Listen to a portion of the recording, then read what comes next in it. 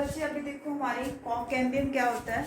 Kock cambium की activity increase हो गई, मतलब स्टेम रीजन में क्या है, गर्थ इंक्रीज हो रही है,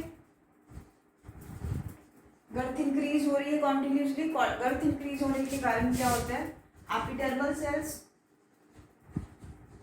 एंड द कोर्टिकल सेल्स वो क्या करते हैं, टूटने शुरू हो जाते हैं, ब्रोकन डाउन।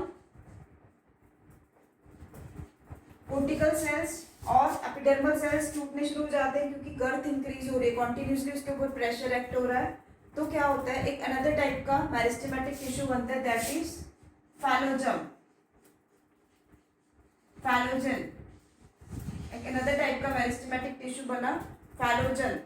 अब बच्चे फैलोजन क्या करता है, दोनों तरफ से कटिंग करता है, दोनों तरफ से सेल्स को काटता है, आउटर साइड में भी और इनर साइड में भी। आउटर साइड में वो क्या बनाता है, फैलम, और टू द इनर साइड वो क्या बनाता है,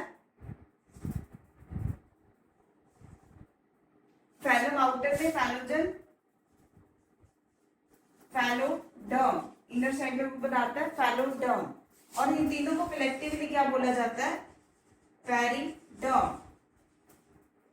वेस्क्यूलर कैम्बियम की एक्टिविटी कॉन्टिन्यूसली बढ़ती जा रही है, तो उसने क्या किया, फैलोजन बना दिया। फैलोजन क्या करते हैं, अपने आउटर साइड में सेल्स की कटिंग करते हैं और आउटर में क्या बनाते हैं, फैलम, और इनर में क्या बनाते हैं, फैलोडर्म। आउटर साइड में जो बना दैट इज मेरिस्टेमेटिक टिश्यू है, ये आउटर में बना प्राइमरी होगा, और इनर में बना that is secondary cork cambium. Phellogen को कॉर्क भी बोलते हैं और इसको क्या बोलेंगे, सेकेंडरी कॉर्क। क्लियर।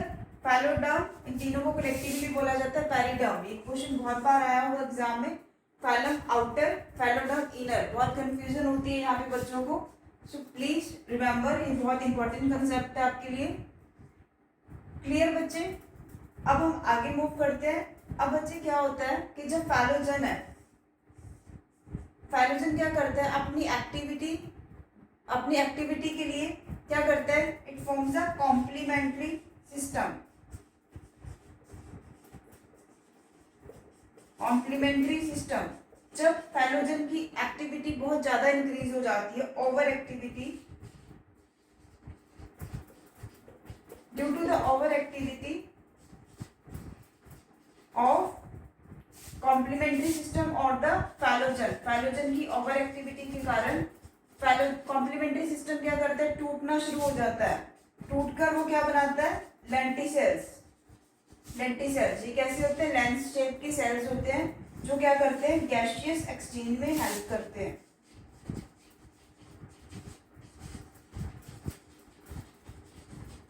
क्लियर। अब बच्चे देखो, गैसियस एक्सचेंज के लिए इसे लेंटिसेल्स बनाने की जरूरत क्यों पड़ी, क्योंकि कॉर्क क्या होता है, इसके ऊपर क्या होता है, सुबैरिन की कवरिंग होती है, सुबैरिन की कवरिंग होती है। सुबैरिन की कवरिंग के कारण ये क्या होता है, impermeable to water, impermeable to water. अब वाटर के लिए इम्परमिएबल है, लेकिन उसको कभी ना कभी वाटर एंड गैसेस के लिए इम्परमिएबल है, लेकिन उसको एक्सचेंज तो करना ही है। तो एक्सचेंज कहाँ से करता है वो, लेंटिसेल्स के थ्रू। Is it clear. अब बच्चे एक चीज और कि कॉर्क कैम्बियम है, उसकी एक्टिविटी डिपेंड करती है on seasons. Activity of cork cambium depends on season, season के ऊपर डिपेंड करती है। और spring,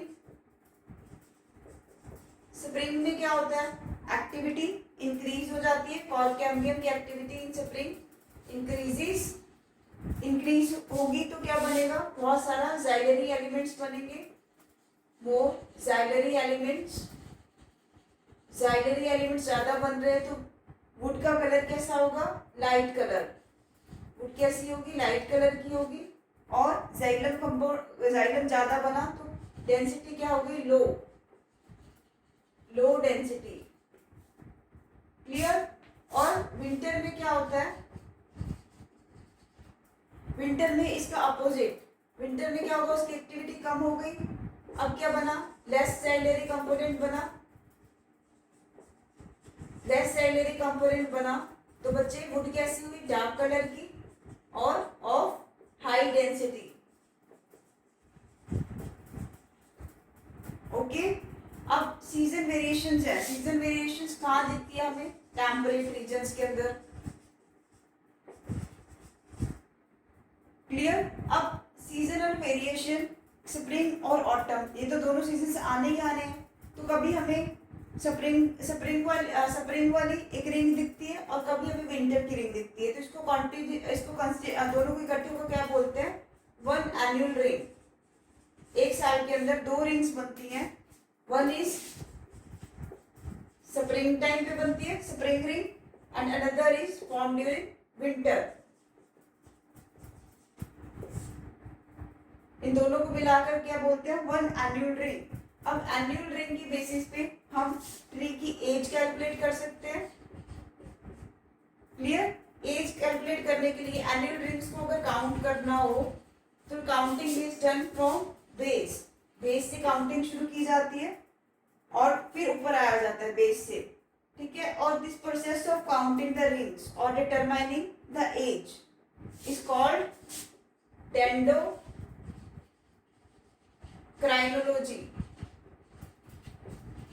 again important question, dendrochronology क्या है, determining the age by calculating annual rings. It is dendrochronology is determining age by calculating annual rings, which is done from base। Base से शुरू करते हैं काउंटिंग। क्लियर। अब बच्चे देखो, टेम्परेट रीजन्स के अंदर ही हम एनुअल रिंग्स को काउंट कर सकते हैं, जहाँ पे टेम्परेचर वेरिएशन ही नहीं है। अगर हम बात करें ट्रॉपिकल एरियाज की, जहाँ पर टेम्परेचर की वेरिएशन ही नहीं है, तो वहां पर एनुअल रिंग्स को हम नहीं काउंट कर सकते। क्लियर। अब एक चीज अनदर कंसेप्ट कि जब ट्रीज ओल्ड होते हैं, ओल्ड ट्रीज के अंदर क्या होता है, ओल्ड ट्रीज के अंदर सब्सटेंसेस लाइक रेजिन्स और टैनिन्स, ऐसे सब चांस क्या होते हैं, डिपॉजिट होना शुरू होते हैं। डिपॉजिट होना शुरू होते हैं तो उससे क्या होता है, जाइलम कंपोनेंट कैसा हो जाता है, डार्क कलर का हो जाता है, due to the deposition of the substances like the resins और द टैनिन्स। और फिर वो क्या करता है, it forms the central part. Central part में, सेंट्रल पार्ट क्या होगा, ओल्डर रीजन होगा, वहां पे सब्सटेंसेस डिपॉजिट हो गए, तो उसके कारण क्या हो गया, डार्क कलर हो गया। और सेंट्रल पार्ट उसको क्या बोलते हैं, डूरामेन या फिर हार्डवुड। डूरामेन या hardwood. This area is non conducting area. Non conducting और it is hard area resistant to microbes,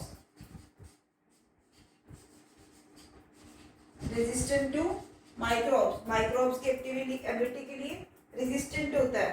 और जो पेरिफेरी में न्यूली फॉर्म्ड सेल्स होंगे, न्यूली फॉर्म्ड सेल्स वो कहां पर होंगे, पेरिफेरी। वो क्या होंगे, conducting, they will be conducting non-resistant,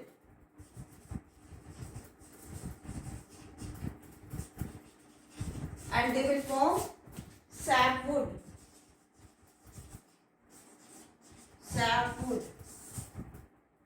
clear, समझ में आया। हार्डवुड सेंट्रल रीजन में होगी और पेरिफेरी में क्या होगी, सैपवुड। अब बच्चे देखो, न्यूली फॉर्म जो न्यू सेल्स हैं वो कंटिन्यूसली क्या होंगे, ओल्ड तो होंगे कभी ना कभी। तो sapwood can change to hardwood, लेकिन हार्डवुड कैसी है, कांस्टेंट। हार्डवुड इज कांस्टेंट, लेकिन sapwood can change to the hardwood. Clear. अब जो स्प्रिंग सीजन में बनती है वुड, उसको हम क्या बोलते हैं? Early wood. Early wood, early wood की कैरेक्टर क्या है? It is having more xylary component, light in colour and of low density. और विंटर में जो वुड बनती है उसको क्या बोलते हैं? Late wood. क्लियर?